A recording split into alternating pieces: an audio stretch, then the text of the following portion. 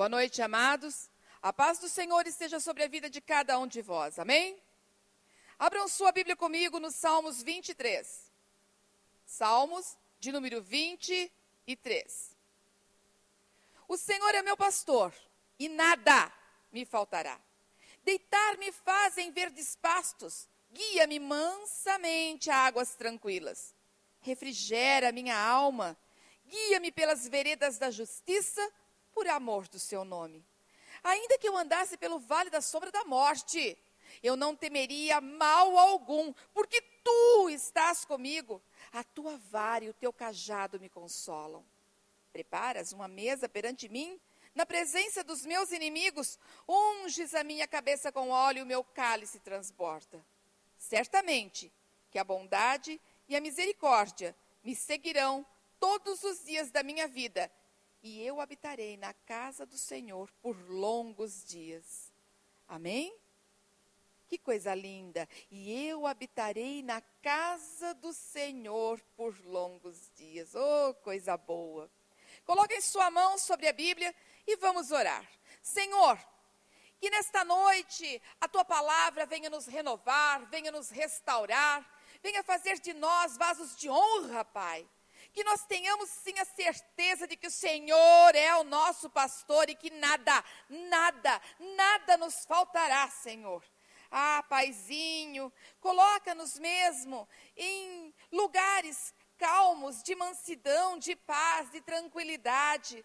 Coloca mesmo, Pai, cada um de nós na mesa do banquete, sendo servido, Pai, na presença dos nossos inimigos. Que esse salmo não seja apenas uma palavra escrita, mas uma palavra revelada, uma certeza do seu amor, uma certeza, Pai, da tua bondade, da tua misericórdia, da tua mansidão e de tudo aquilo que o Senhor tem para nos entregar. Fica, Pai, fica conosco nessa noite e muda-nos, Pai, que ninguém saia daqui da mesma maneira que entrou, mas que saia renovado na tua palavra, em nome de Jesus, amém e graças a Deus, amém? Glória a Deus. O Salmo de número 23, sem sombra de dúvidas, é o mais lido, o mais citado salmo da Bíblia. Aonde você for, você vai encontrar escrito principalmente em pontos turísticos. Você vai comprar amuletos para colocar na sua casa, você vai encontrar bonequinho escrito isso, placas escrito isso. O Senhor é o meu pastor e nada me faltará. Mas esse salmo é muito mais do que muitas pessoas acreditam. Muitas pessoas usam isso, como eu disse antes, como um amuleto. Mas para nós que somos filhos de Deus, nós temos que ter a certeza que o Senhor é o nosso pastor e que nada vai nos faltar. Mas muitas e muitas vezes nós estamos vendo filhos de Deus dentro da igreja, entrando na presença de Deus, sem entender que Ele é o seu pastor. Esse salmo é chamado de um salmo de intimidade, de comunhão. Por isso, ele não pode ser usado como um amuleto por aqueles que não conhecem o pastor amado. Nós temos que pensar que é um pastoreio contínuo. As ovelhas são animais frágeis e docilmente se deixam conduzir e se proteger pelo seu pastor. Elas não oferecem resistência. A minha pergunta hoje é: você tem aceitado ser conduzido pelo Senhor? Ou você tem resistido àquilo que o Senhor tem preparado para a sua vida? Nem sempre aquilo que o Senhor prepara para as nossas vidas é aquilo que nós queremos.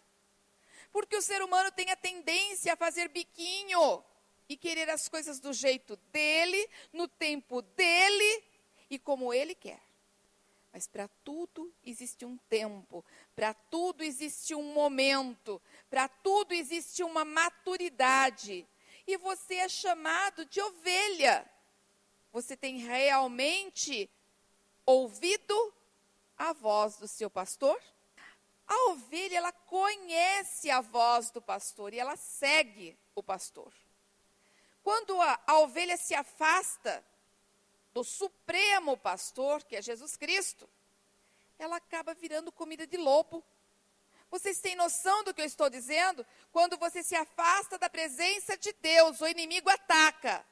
Só que, lamentavelmente, muitas pessoas estão dentro da igreja, sendo atacada pelo lobo, sendo atacada pelo inimigo, porque tem se afastado da presença de Deus.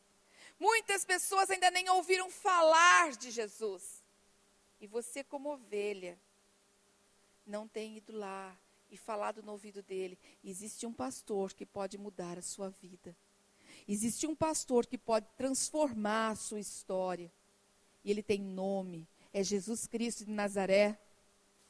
Hoje, de maneira especial, eu gostaria de convidá-los a fazermos juntos uma releitura deste salmo. Não numa perspectiva romântica, nem emocional, mas baseados na luz que vem do Espírito Santo, rogando ao Senhor que comunique ao nosso espírito o que ele quer dizer com esse salmo. O que será que o Senhor quer nos dizer com nada nos faltará? Deus, ele não satisfaz caprichos, ele supre as nossas necessidades. Desejo é diferente de necessidade.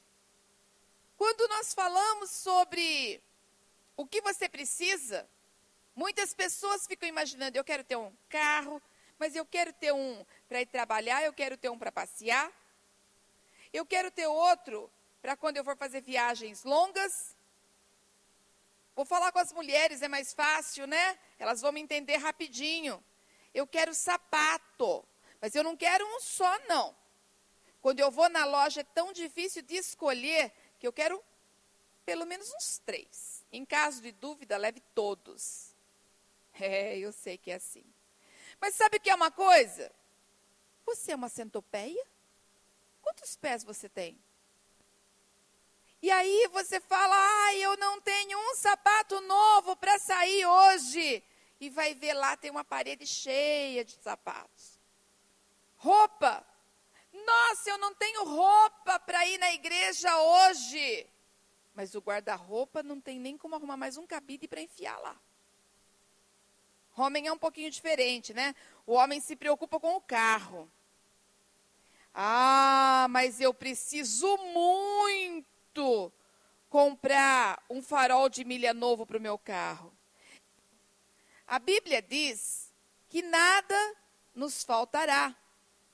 E ela diz que quando nós falamos nada nos faltará, nós temos que lembrar que Deus não fica satisfazendo caprichos.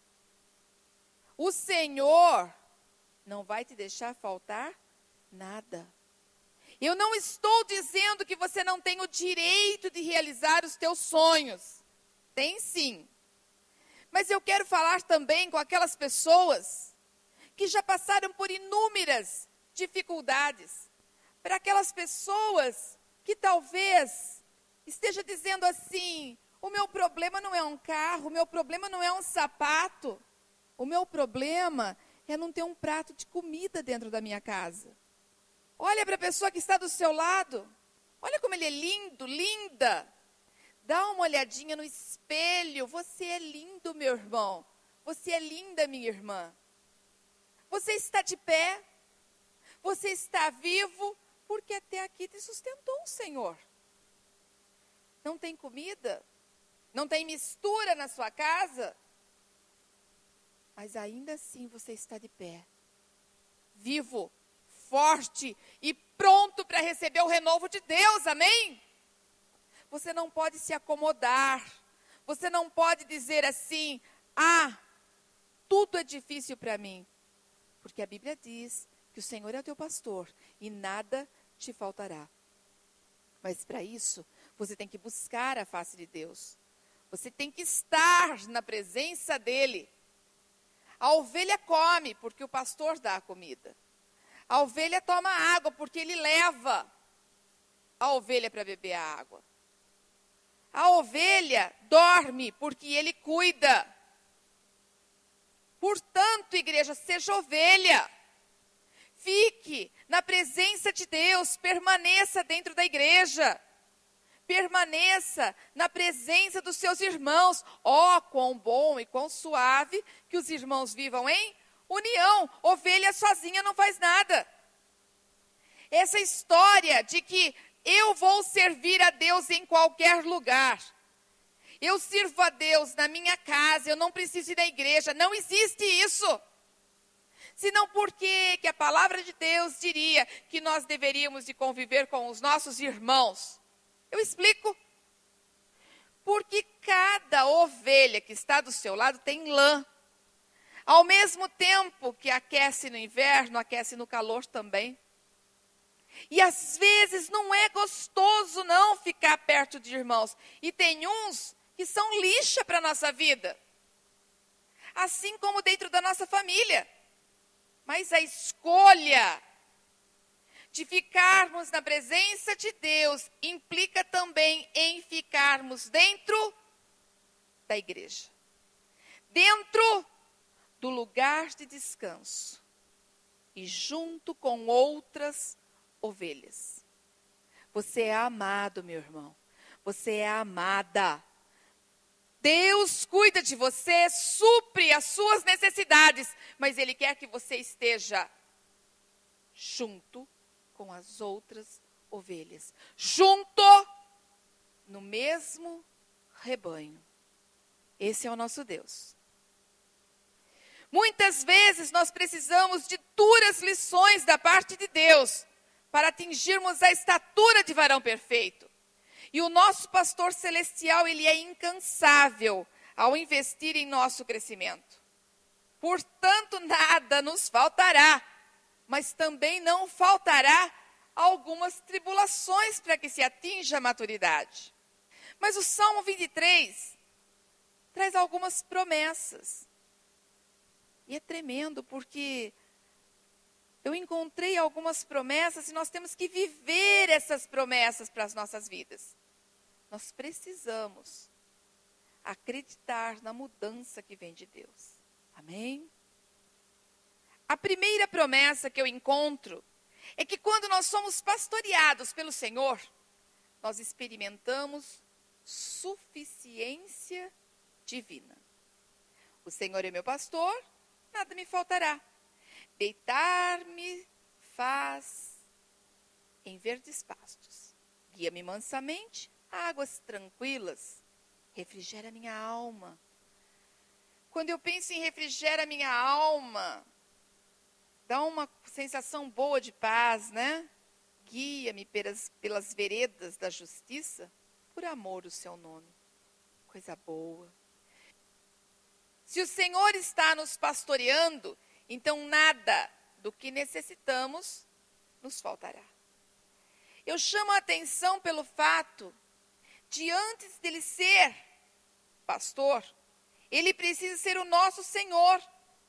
Se ele não for o dono da ovelha, ele não pode pastorear. Vocês estão entendendo? Para um pastor cuidar da ovelha, ele teve que comprar a ovelha.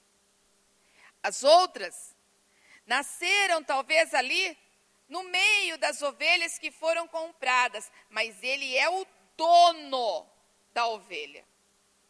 Ele não vai lá no rebanho do vizinho dele cuidar das ovelhas do vizinho dele, porque senão ele estaria largando das ovelhas dele. Não, ele tem que comprar. Você já foi comprado? Você já entregou sua vida para Jesus?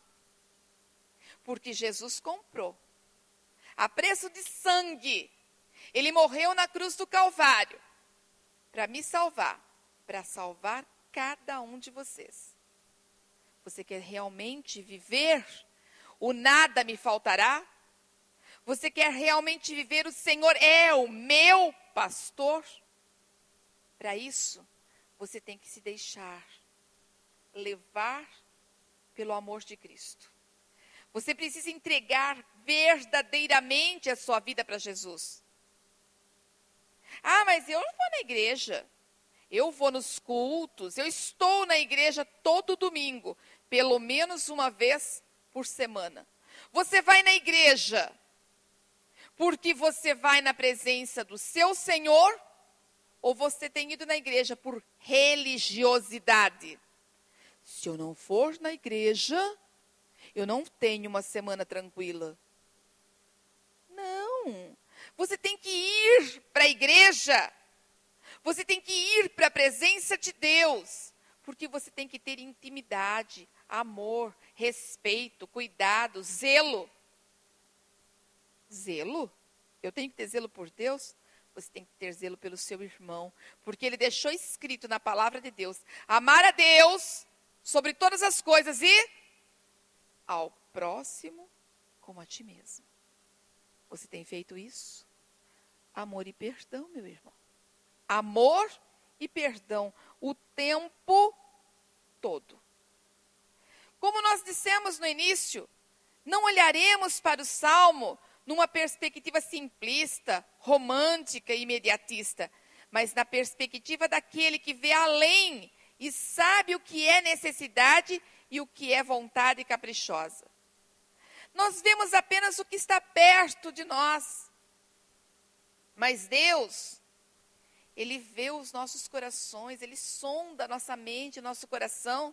Ele sim conhece tudo aquilo que nós precisamos.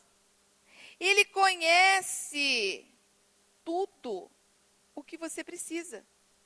Suas necessidades, tudo aquilo que precisa ser suprido, todos os consertos que precisam ser feitos em nós, tudo em nós que precisa ser mudado e tudo que precisa ser tirado de nós para que façamos a diferença. Não somente nesta vida, mas por toda a eternidade. É por isso que o Senhor Jesus ordena lá em Mateus 6,33, mas buscai primeiro o reino de Deus e a sua justiça, e todas essas coisas vos serão acrescentadas. O pastor amado sempre sabe a hora certa de suprir as necessidades das suas ovelhas. E ele fará isso. Amém? Como disse no versículo 2, leva-me para junto das águas tranquilas.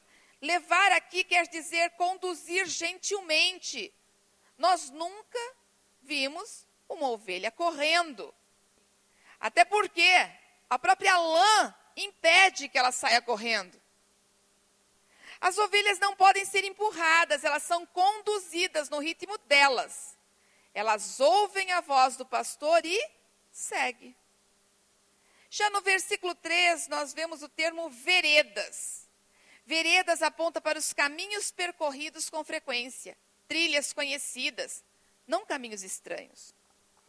Quando as ovelhas se afastam das veredas traçadas pelo pastor e começam a explorar outros caminhos novos e empolgantes, acabam se metendo em apuros. Ovelhas fora da vista do pastor vira comida de lobo. E nós somos exortados a andar pelas veredas da justiça por amor do seu nome. Quando estamos sendo pastoreados pelo Supremo Senhor, não temos como sairmos dos caminhos perfeitos. Veredas estranhas são doutrinas estranhas. Observa bem, eu já tive a oportunidade de conhecer as ovelhas e como o pastor trabalha. Ovelha, ela presta muita atenção no som.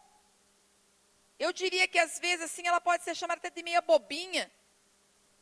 Mas a experiência que eu tive, o pastor que cuidava dessas ovelhas, ele dizia assim: vem, vem, vem, vem, vem, vem, vem. E todas elas corriam para ficar perto dele. Vinha lá uma, e até bonitinho, porque elas dão aquele espacinho curto, mas chega. Todas elas vêm. Algumas não, algumas são teimosas, né? E talvez você seja essa ovelhinha teimosa. Mas elas vêm. E como o pastor tem a voz grossa, homem, se um outro homem com a voz parecida falar a mesma frase, vem, vem, vem, vem, vem, algumas acabam indo. E hoje, eu tenho visto muita gente dentro das igrejas, muitas pessoas que já entregaram a sua vida para Jesus, aceitando o vem do inimigo. Porque o mundo oferece tudo o que você quer. Ah, servir a Deus não pode fazer sexo antes do casamento, mas o mundo diz que pode. Servir a Deus não pode roubar, mas o mundo diz que se você tirar vantagem de alguma coisa, não é problema. Servir a Deus significa não mentir. Ah, mas omitir alguma coisa não é problema. É o vem estranho. São as veredas estranhas. São os caminhos estranhos. Nós, como povo de Deus, temos que mudar a nossa perspectiva, os nossos olhos. Se nós queremos realmente termos um pastor que nada vai deixar faltar, nada, nós precisamos andar nas veredas da justiça. Precisamos parar de ouvir o vem do inimigo. Ah, pastora, na igreja eu ouço louvor, mas em casa, eu gosto de um ritmo mais acelerado. Escuta, igreja. Quem que está falando vem para você? Vem para a glória? Vem para a graça? Vem para a bênção? Ou vem que aqui tem um caminho mais fácil, vem para a maldição. É isso que eu tenho para a sua vida. Acorda, igreja. Acorda, povo de Deus. Acorda! Se você é chamada de ovelha, se você tem um pastor, ouça a voz do seu pastor. Leia a Bíblia. Ore. Busque a palavra. Busque resposta. Eu não sei o que fazer. Deus sabe. Você tem parado para ouvir Deus falar? Porque tem pessoas que reclama, chora, lamenta, e aí fala assim, eu vou entrar na presença de Deus. Ai, Deus, eu estou sofrendo tanto. E você tem parado para escutar o que Ele tem para falar para você? Ou tem passado a maior parte do seu tempo lamentando, chorando? Acorda, igreja. Ouça o seu pastor. Ouça o supremo pastor. A segunda promessa que eu encontro é que quando nós somos pastoreados pelo Senhor, nós experimentamos serenidade, mesmo nos vales sombrios. No versículo 4 diz assim, ainda que eu andasse pelo vale da sombra da morte, eu não temeria mal algum, porque tu estás comigo, a tua vara e o teu cajado me consolam. O vale da sombra da morte aqui representa qualquer coisa difícil que você esteja passando. E, infelizmente, você não está isento de passar por dificuldades. Você não está isento de ter problemas dentro do seu casamento. Você não está isento de ter problema com os seus filhos. Você não está isento de ter problema no trabalho. Você não está isento dos problemas. Você não está isento nem mesmo da morte assolando a sua casa. Você não está isento disso. Mas a palavra de Deus diz que você não tem que temer mal algum, porque o Senhor está contigo e a vara e o cajado dele é o que te consola. Note bem, as ovelhas, além da fragilidade, não enxergam muito bem e elas se assustam com facilidade, principalmente quando se encontram em circunstâncias desconhecidas. Daí, elas não podem se afastar do pastor, porque a presença do pastor acalma as ovelhas. Quando se fala de bordão ou vara, é um bastão pesado usado quando se afugenta as feras que tentam atacar o rebanho. Assim também é usado para disciplinar as ovelhas mais afoitas. Não é interessante? Deus, Ele afugenta o inimigo quando você está na presença dEle. Se você andou desviado, ou se você estava dentro da igreja, mas você estava fazendo algumas coisinhas que você sabe que não está de acordo com a palavra. Talvez você saiba que É só você que conhece o seu interior, é só você que conhece a sua história, é só você que sabe o que você está vivendo. Chega mais perto de Deus, deixa Ele usar a vara para repreender o inimigo. Está difícil? Entra na presença dEle, deixa Ele tocar a sua vida. E o cajado, o que é o cajado?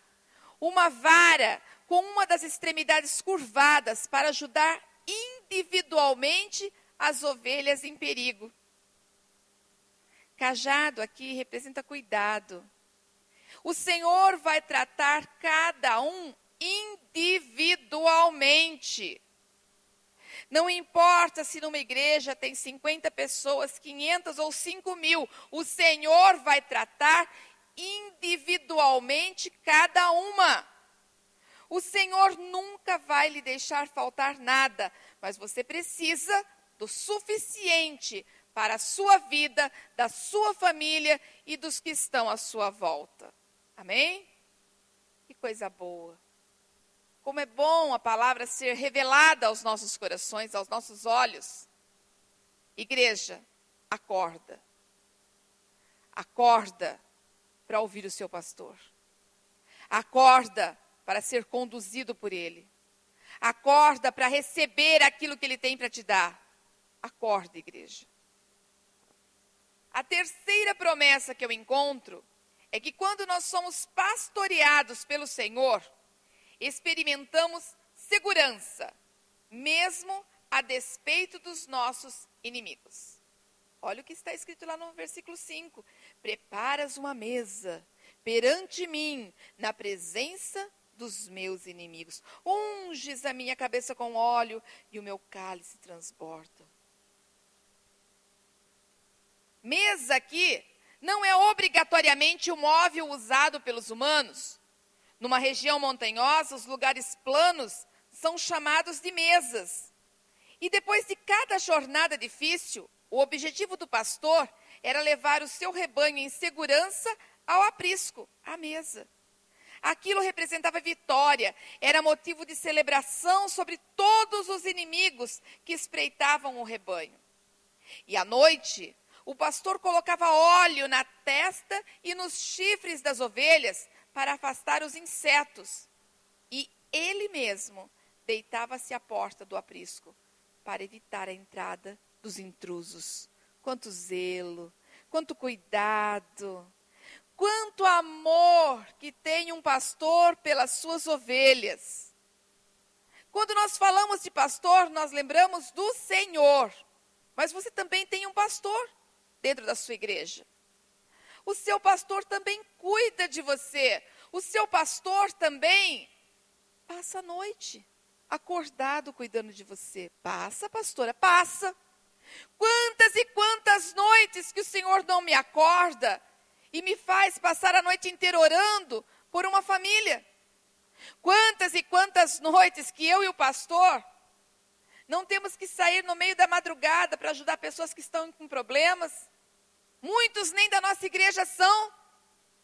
Quantas e quantas vezes que o pastor não entrega a própria vida dele por amor ao seu rebanho.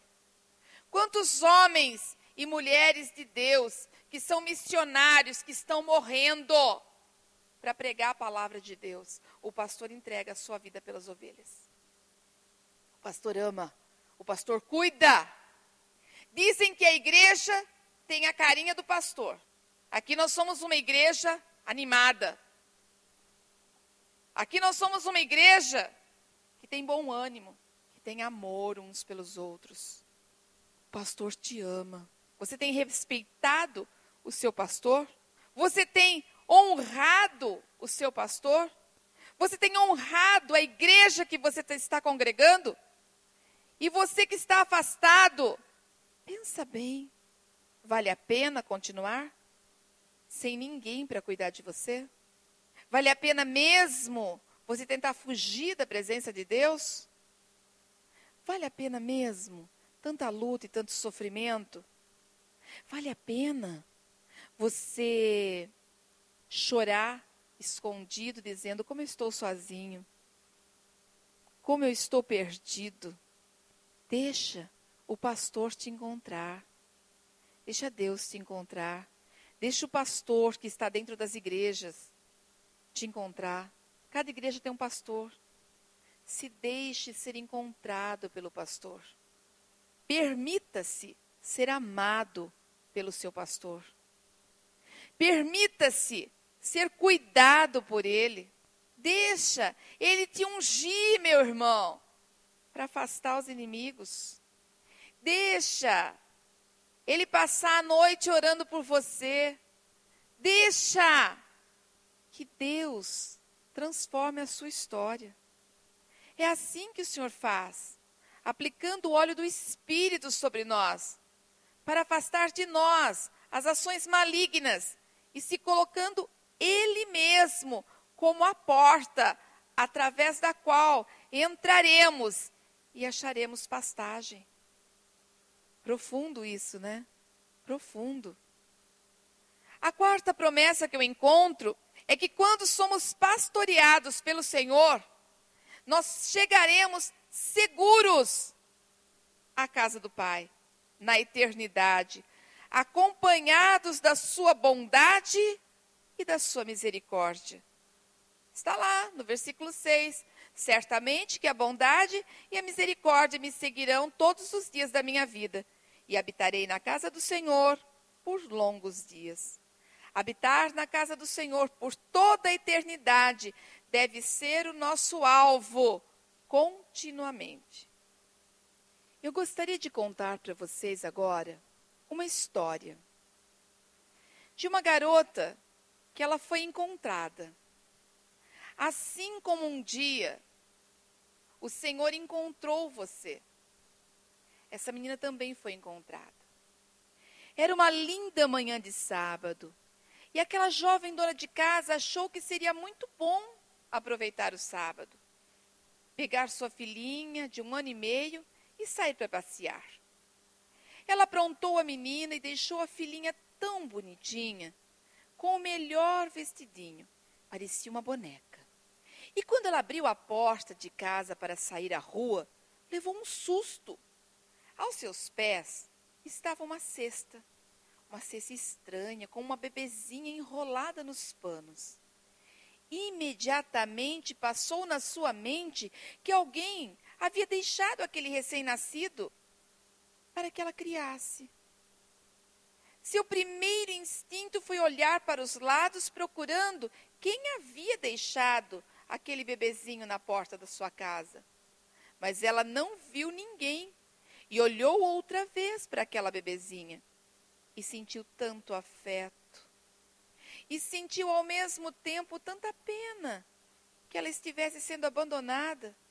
Um misto de compaixão, amor, misericórdia.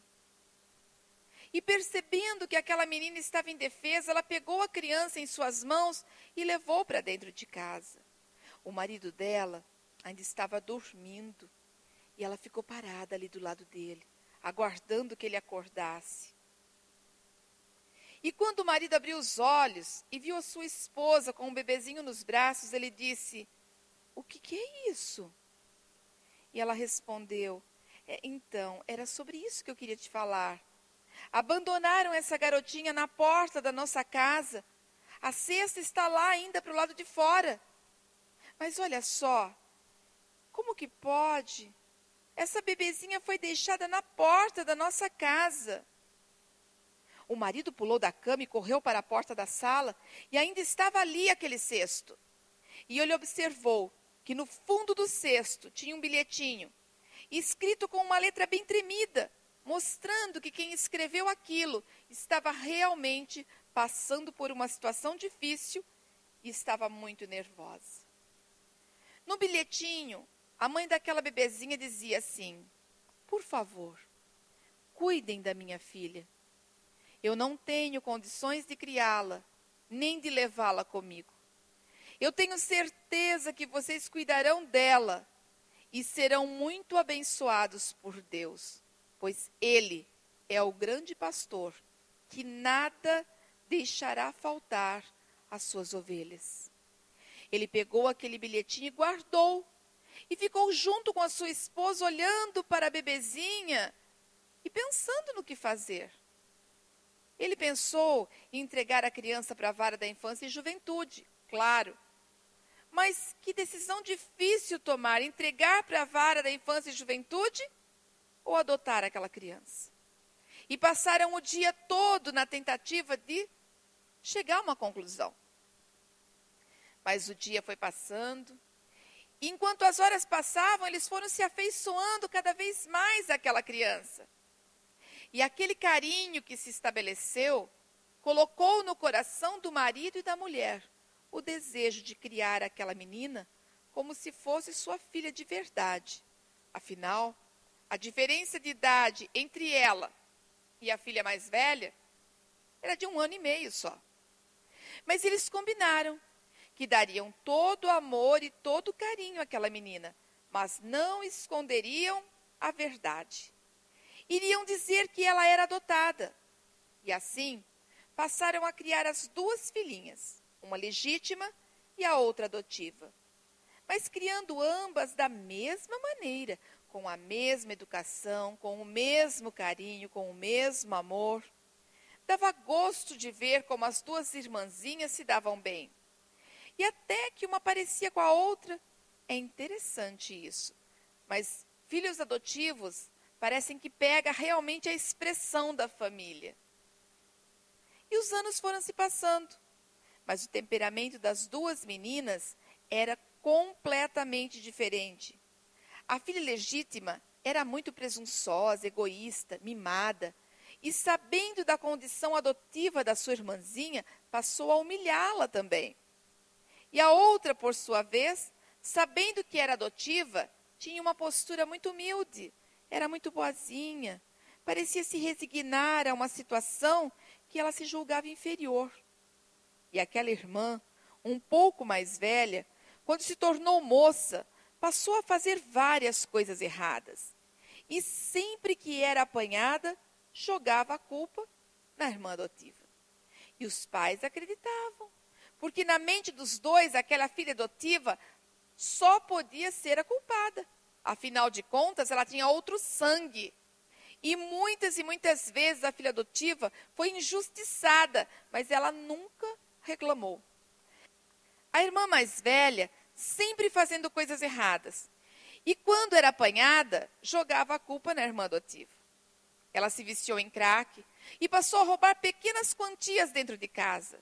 E quando a mãe perguntava, cadê o dinheiro que estava aqui? Logo ela inventava uma mentira e jogava a culpa na irmã adotiva.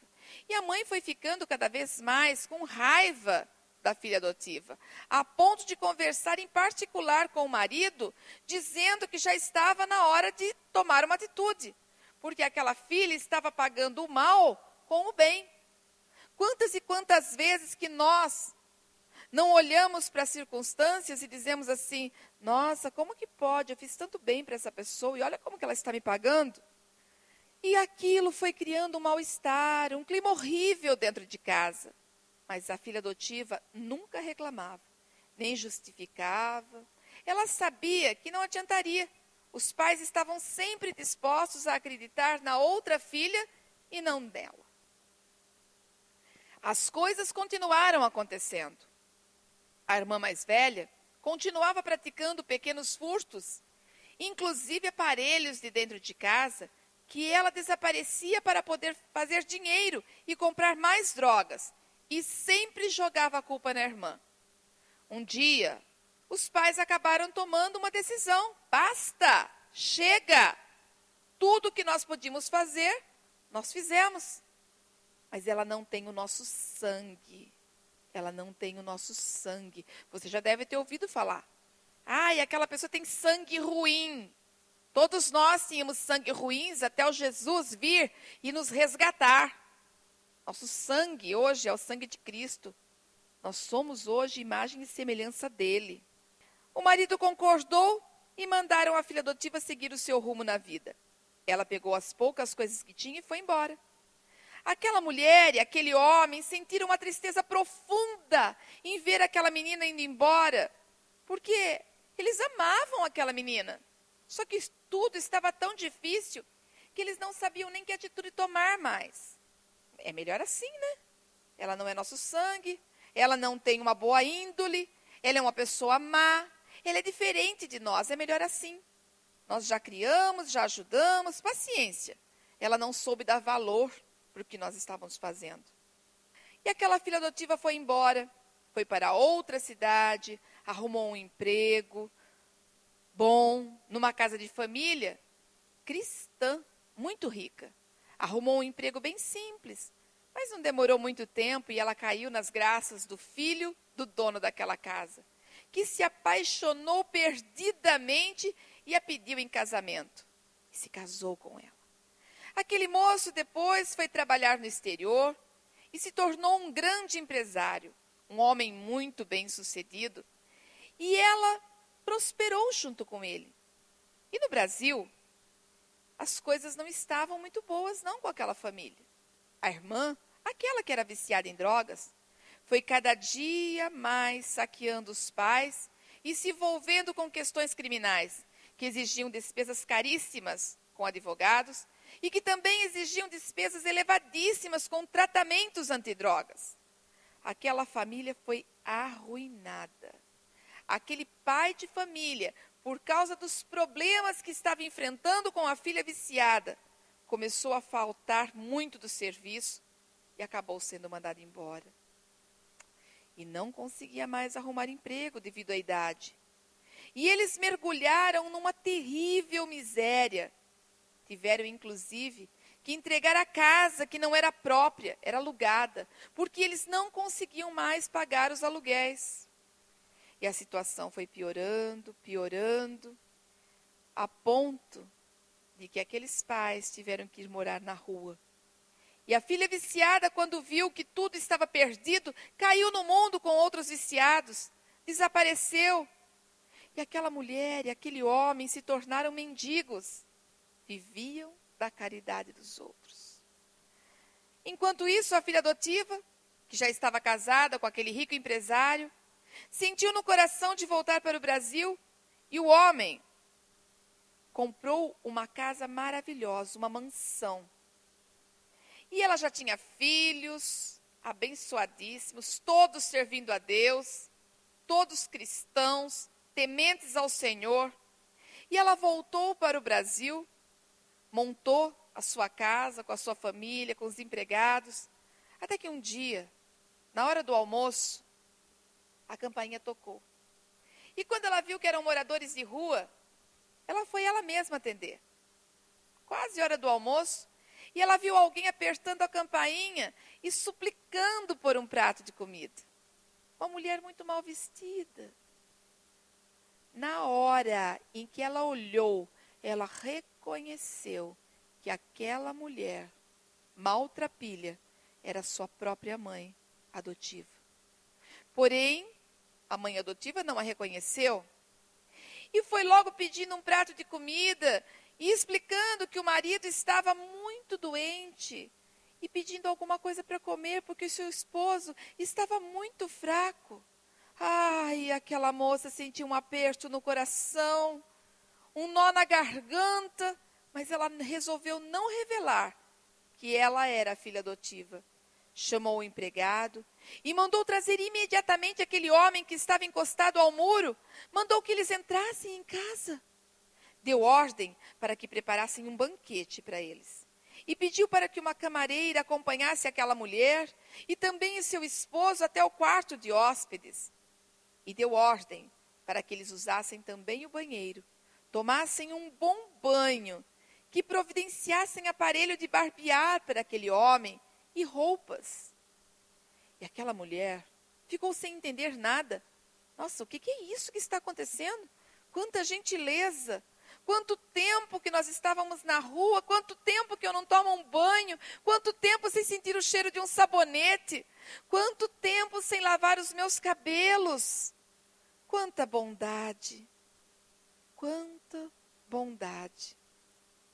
E a patroa, logo que ficou pronto o almoço, mandou a empregada chamar e quando eles desceram, uma bela mesa estava preparada. E a dona da casa disse, por favor, sirvam-se. E eles, famintos, comeram o máximo que podia, porque pensavam que aquela só seria talvez a última refeição bem servida.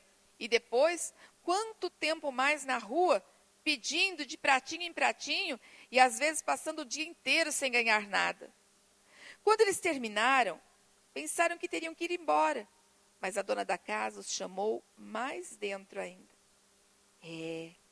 Não é assim que nós fazemos? Nós convidamos a pessoa primeiro para ficar no portão, depois a gente manda para a copa, e na intimidade nós mandamos para a sala.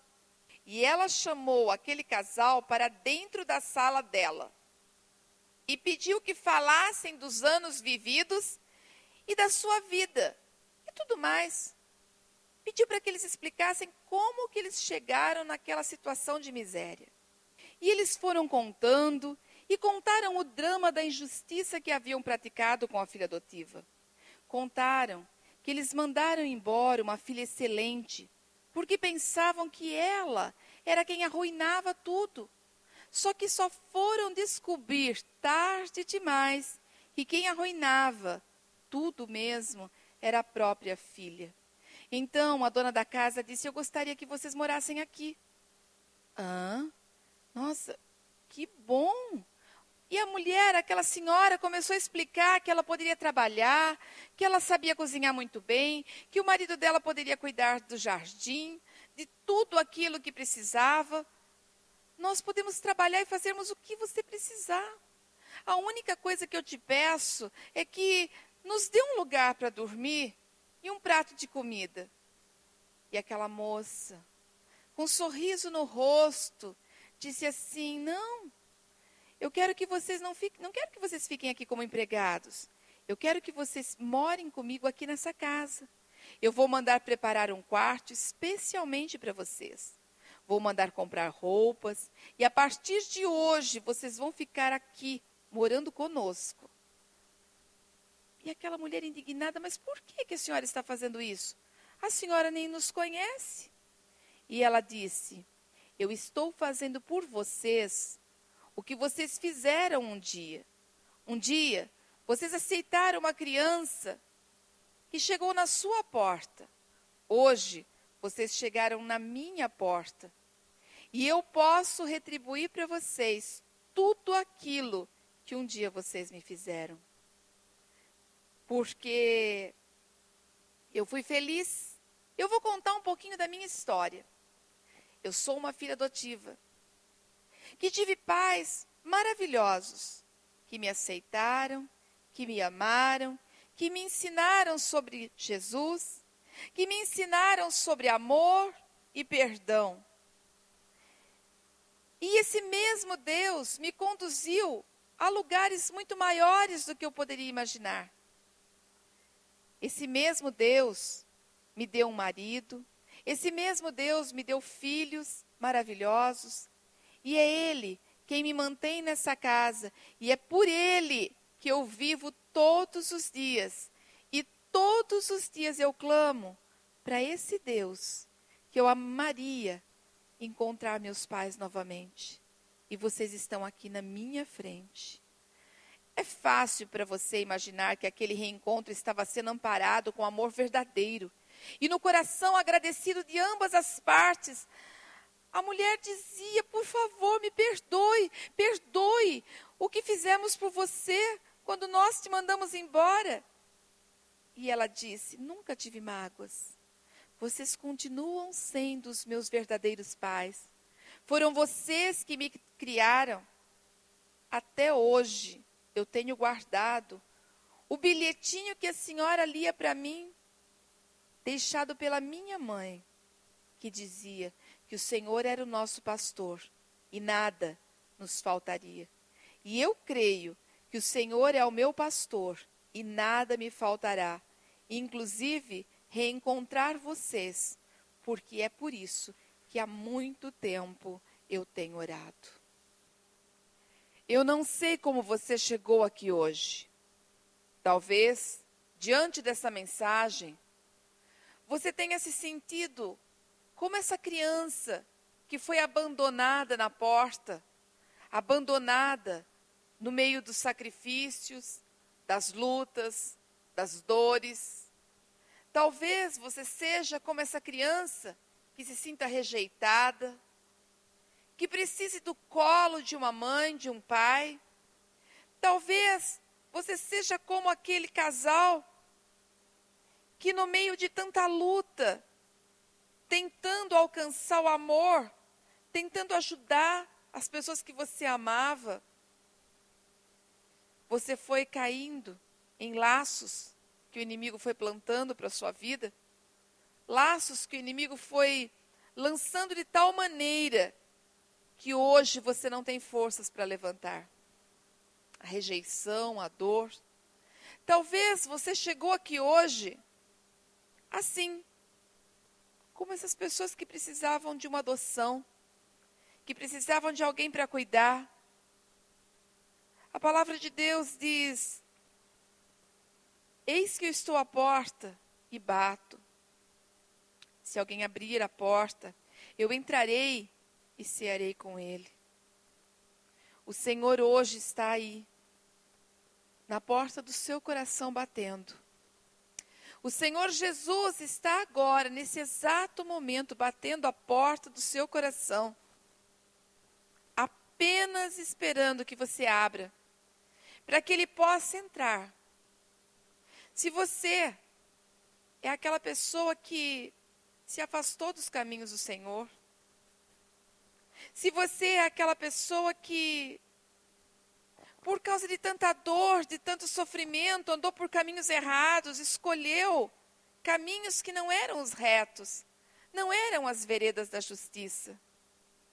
Se você é aquela pessoa que ouviu o vem, vem, vem do inimigo e caiu no laço do passarinheiro, esse é o momento. Essa é a hora em que você pode simplesmente recuperar sua honra, recuperar o seu direito de ser filho e ser filha. É a hora de você recuperar o seu lugar no aprisco do Senhor. É a hora de você recuperar o seu cantinho nos braços do Pai. Agora é a hora de você deitar-se realmente nos pastos verdes e sentir a mansidão das águas tranquilas. Agora é a hora de você sentir a sua alma refrigerada. Sai do seu lugar, vem para frente. E enquanto você vier, deixa Deus ir te tocando, transformando, te abençoando. Vem para a mesa. Vem para a mesa do banquete, vem para a mesa do banquete. E enquanto você se levanta, que os outros que estão sentados orem, intercedam. Que os outros permaneçam em oração. Porque agora o inimigo da sua alma está observando a sua postura. Levanta, vem. Vem, filho, vem, filha, vem. Vem. Deixa. É agora que o Senhor vai ungir a sua cabeça com óleo. E o seu cálice vai transbordar. Oh, Deus maravilhoso. Sim, Paizinho. Nessa hora, depois de tanta luta, depois de tanto sofrimento, o Senhor está vendo essas pessoas aqui diante do altar. Toca, Paizinho. Só o Senhor conhece cada dor, cada luta, cada sofrimento. É só o Senhor que sabe o que eles passaram. Eu aqui como pastora, Pai, eu te peço, diante de Deus e dos anjos, que o inimigo seja repreendido na vida deles, que todo mal caia por terra, que tudo aquilo, Pai, que se levantou para ferir, machucar, enganar, caia por terra agora. E somente aquilo que é reto, aquilo que é santo e justo permaneça. Senhor, em nome de Jesus, enquanto os pastores estão orando por eles, Pai, eu continuo te pedindo. Vai, Paizinho, vai. Aceita os teus filhos que estavam afastados de ti. Recebe aqueles que ainda não te conheciam. Sim, Deus, perdoa os pecados, perdoa o tempo da ignorância, perdoa, Pai, o tempo que eles não sabiam o que era ser filho. Perdoa aqueles que sabiam o que era, mas acharam que viver nas ruas era melhor. Perdoa, Pai. Confirma o nome deles no livro da vida. Confirma, Paizinho, o nome deles no livro da vida. E faz deles vaso de honra. Enche, Pai, enche esses vasos, Senhor. Enche esses vasos de renovo. Enche esses vasos, Pai, de amor. Enche esses vasos, Pai, que esse cálice transborde. Sim, Senhor, que essa unção seja para transbordar. E aonde quer que eles vão, Senhor, reconheçam que o Senhor é Deus na vida deles, que o Senhor é Pai, que aonde eles andarem, eles tenham o sorriso de Cristo, eles tenham a mente de Cristo, os olhos de Cristo. Pai, e em nome de Jesus, que a sua bondade e a sua misericórdia siga, Pai, cada um deles, todos os dias de suas vidas, para que eles habitem sim, na casa do Senhor, por todos os dias. Em nome de Jesus. Amém. E graças a Deus.